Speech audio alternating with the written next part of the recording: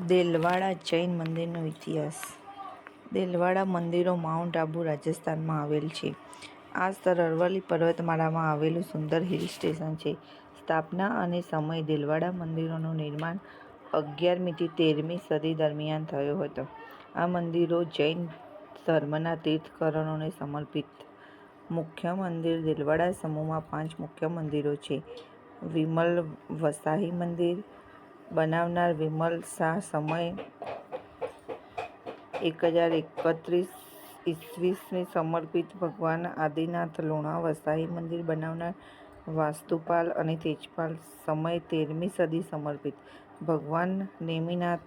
પીઠલહાર મંદિર. ખાતર વસાહી મંદિર. મહાવીર સ્વામી મંદિર. વિશેષતાઓ. સફેદ માર્બલમાં બનાવેલા આ મંદિરો અને તેમની અદ્ભુત નક્કાશી માટે વિશ્વ પ્રસિદ્ધ છે.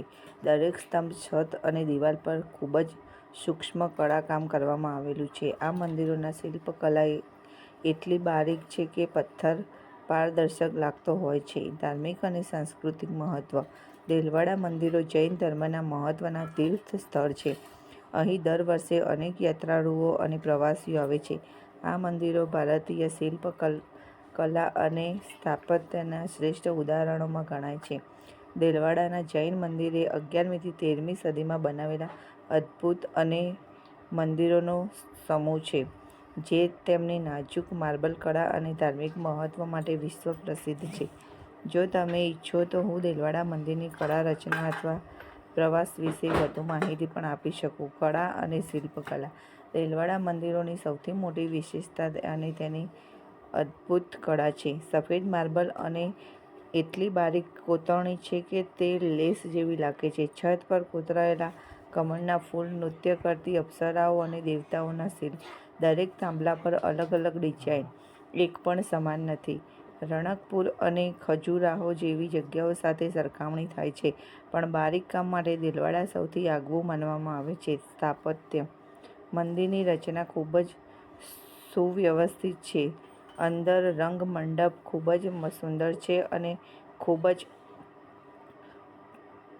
ગુંબજ પર કેન્દ્રમાં લટકતા કમળના આકાર. મંદિરના પ્રકાશ અને હવા માટે ખાસ ડિઝાઇન કરવામાં આવી છે.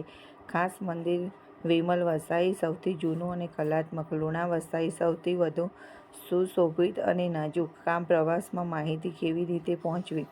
નજીકનું શહેર. માઉન્ટ આબુ. નજીકનું રેલવે સ્ટેશન. આબુ રોડ દ્વારા સરળતાથી પહોંચવામાં આવે છે. મુલાકાતનો સમય.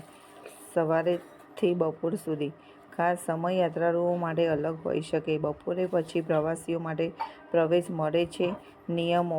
મોબાઈલ અને કેમેરાઓ ઘણી વખત અંદર લઈ જવા દેતા નથી. શાંતિ અને સ્વચ્છતા જાળવવી જરૂરી છે. સાધારણ અને શિસ્ત વસ્ત્રો પહેરવા જોઈએ. ખાસ અનુભવો. મંદિરની અંદર જશો ત્યારે ઠંડક અને શાંતિનો અનુભવ થાય છે.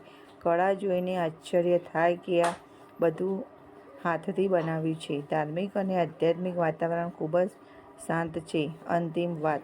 દેલવાડા જૈન મંદિર માત્ર મંદિર નથી, તે ભારતીય શિલ્પકલા, આસ્થા અને કારીગરોનું જીવંત અજોડ ઉદાહરણ છે. જય માતાજી. મિત્રો, અહીં આપેલી માહિતી માત્ર માન્યતાઓ અને જાણકારીઓ પર આધારિત છે અને ઇન્ટરનેટ અને ન્યૂઝપેપરના માધ્યમથી લેવામાં આવી છે.